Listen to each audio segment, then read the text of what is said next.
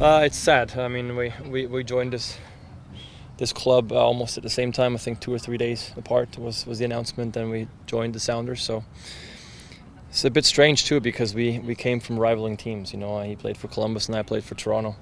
So at first hearing that he was going to join, I didn't think we were going to be best buds on a team. But he's such a likable guy. You know, quickly turned me around, and after I stopped punching him in the head when we figured out our organization, I think he warmed up to me as well. So it's been a good, successful, but fun years with him. You know, like really enjoyed my time with him, on and off the field, and I'm gonna miss that. It's the harsh reality of the sport, though.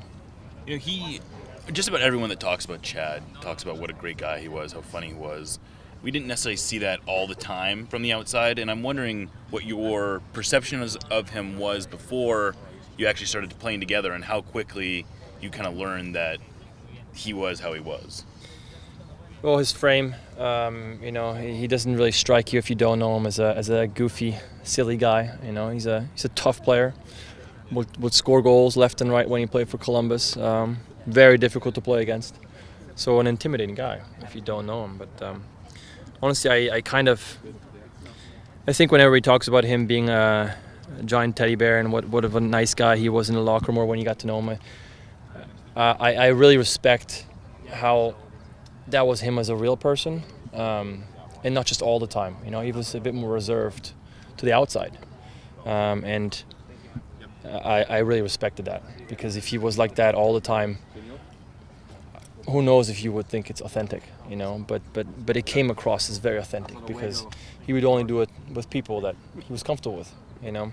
And that's the Chad that everybody that really knew him or knows him is really gonna miss. Obviously, we all see what he did on the soccer field, and I've said this for a long time that maybe with the Landon Donovan thing that happened, that we can do the Chad Marshall Defender of the Year. I've said this for a while, but now maybe it's the time to officially make a push for it. It's truly, I think he's one of the guys that's on the defensive side has done the most for this league. As an American, I think it embodies everything that you want in this league, and people should aspire to do what he did. Can you kind of detail a little bit on the field, like what did he do that makes him deserving to have a trophy named after him? Consistency. I mean, 16 years of consistency. That's and with the way I know that's difficult for me with the way the game is changing, is ever evolving. It's difficult. You know, you start playing soccer of don't take any risks, smash the ball forward, play simple, and then halfway into your career, it's like, oh, start taking risks, play out of the back.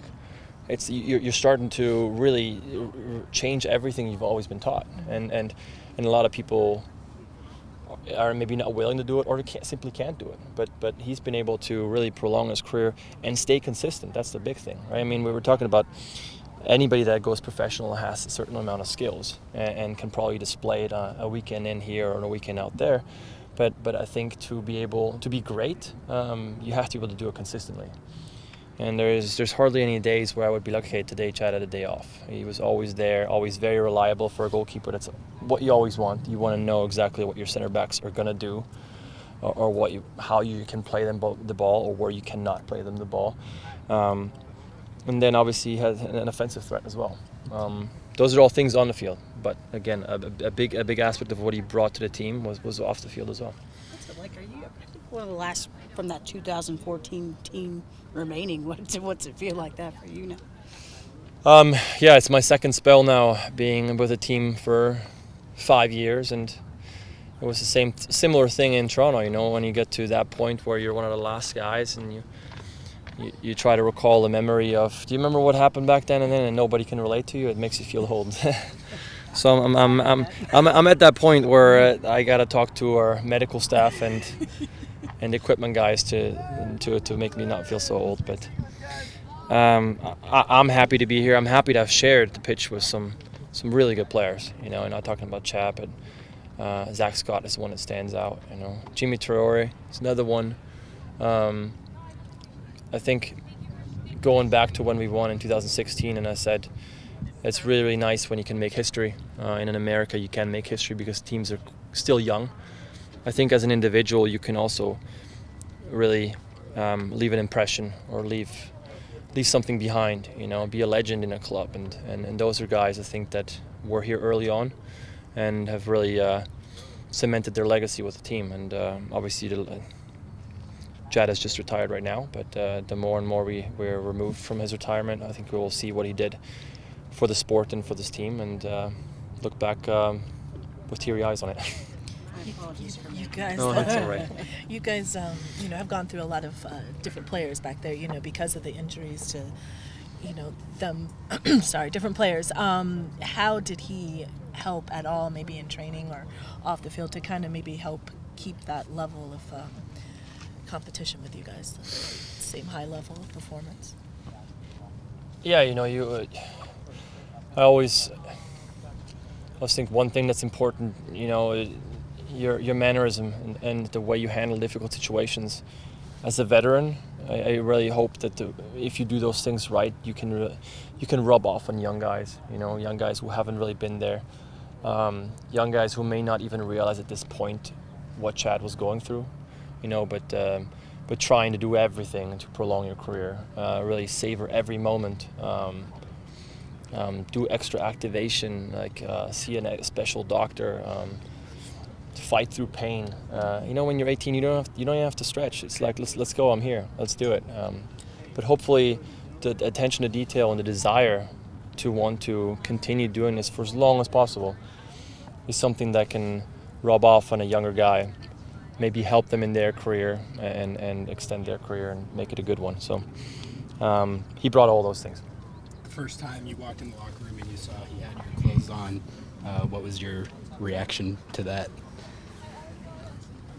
It was funny. It looked a bit off. Like he's a little bit taller than me and a little bit bigger than me, a little bit more muscular than me.